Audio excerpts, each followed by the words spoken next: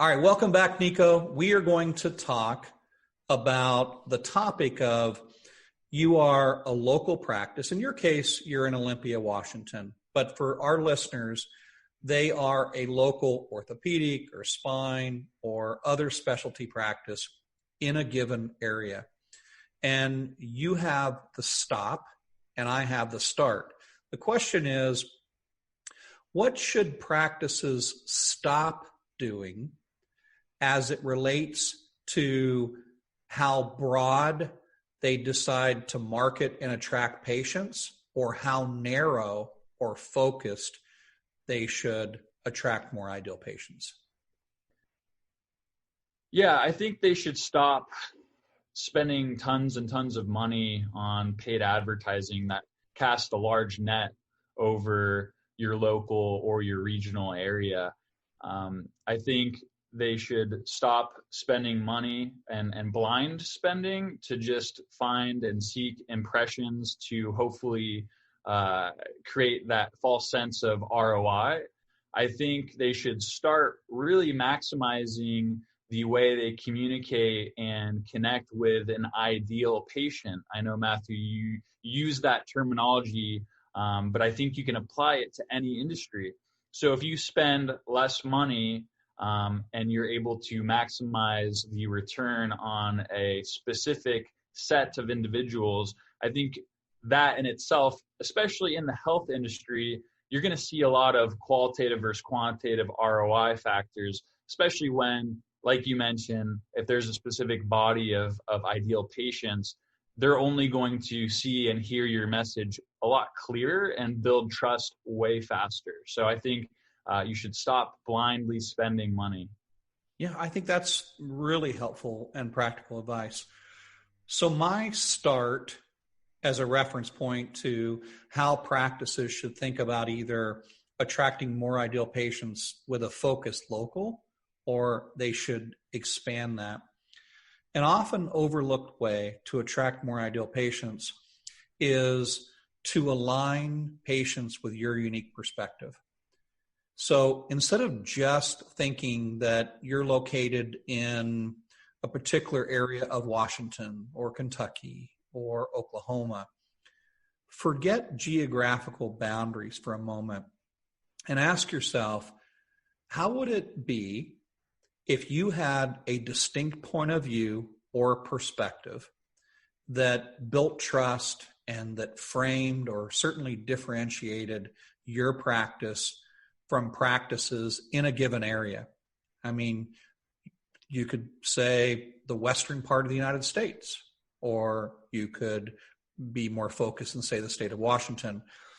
What is a unique principle, and it can work, is that when you think of yourself as the specialist within your specialty and go beyond procedure, go beyond pathology into how your unique perspective aligns with a current patient view, suddenly geography doesn't matter. Patients will seek you out.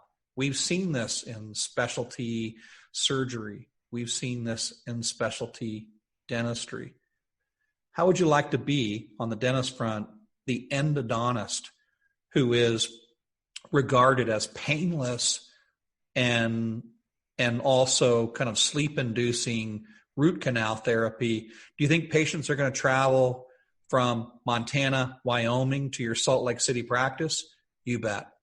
Or on the orthopedic side of the house, can you imagine if your perspective was to get the fat to fit Franks, or to borrow your terminology, Niko, the Rosemary recon patient, people in a particular season of life with a particular challenge or want, that essentially they are people who identify with like-minded tribe members, and they will travel near and far to come see you because they regard you as the specialist within their specialty.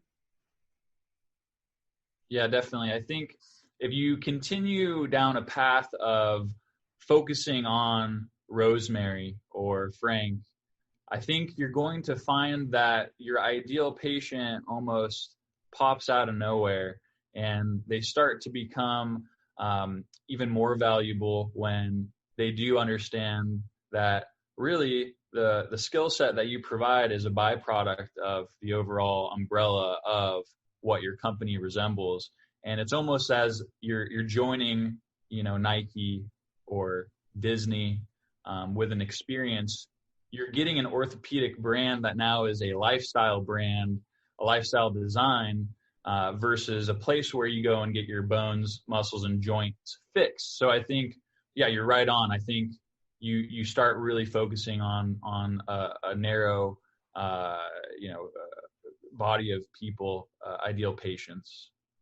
So, Niko, you're a brand manager at a large orthopedic practice. Many people that will be listening to us, they are surgeons or they are responsible for the business development or marketing development of that practice. What's one challenge area that you would say is impacting all orthopedic practices or all specialty surgery practices, private practice, regardless of what particular procedures they do? Is there a particular challenge that you think that for our viewing audience that you're thinking about and that they should be thinking about as well? Yeah, I don't want to overuse our current climate here with the pandemic, but I think accessibility, in my mind, currently what we're going through at my company is a challenge. We've got new processes in place. Telemedicine isn't new, but we are using it in new ways to provide better access and care for our patients, especially when they're scared. They are unknown of what's going to happen next. So I think accessibility, transparency is huge. I mean, take for example, we are now in our area requiring everyone to wear face masks when they come in. We pushed that rule a couple weeks before its time, and we upset a lot of people by doing so. But I think where we are standing by our own brand is we are unafraid to bear the truth and be transparent, to really put patient safety and staff safety as a number one priority. And now you've got patients who might have been unhappy that they had to go seek a face mask, now understand 2-3 weeks later that we are not only looking out for patients and staff, but our brand is a trusted source of information to not only seek when they are sitting at home on a laptop or on their phone, but now it's a place for local community members to really understand that we mean business. We understand current climate, but we are accessible, we're transparent. And I think, using telemedicine as an example, we were ready to roll out telemedicine, but also the new tactics behind marketing telemedicine to provide almost a funnel for ancillary surgeries or just downstream revenue in the future. So I think that within itself is a challenge. And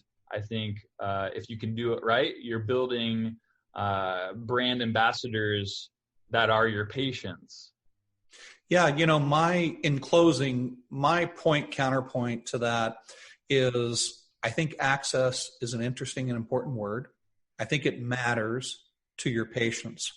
But I think that there's the potential that practices will err on the side, so much so, of convenience and even under the moniker of safety, that they forget that in a pandemic, we've been applying social distance. We've been properly quarantining ourselves. Patients crave human contact. So if you're a surgeon and you're listening to me, make sure that you don't exclusively make yourself a telemedicine practice when you have an opportunity to meet and treat humans with anxieties that are craving safely a human touch.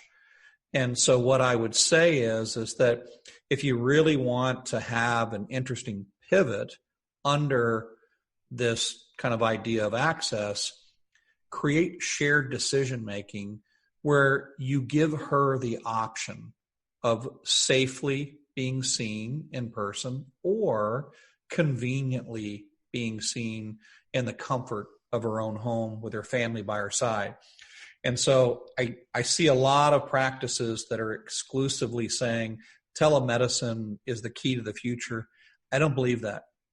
I really don't. I believe that for a period of time, your ability to condense or close the distance of human touch shows a level of empathy and compassion that patients will appreciate.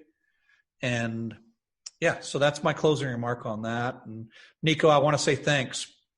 We will continue with start, stop, point, counterpoints, which are intended to be quick hitting topics where we share a particular point of view.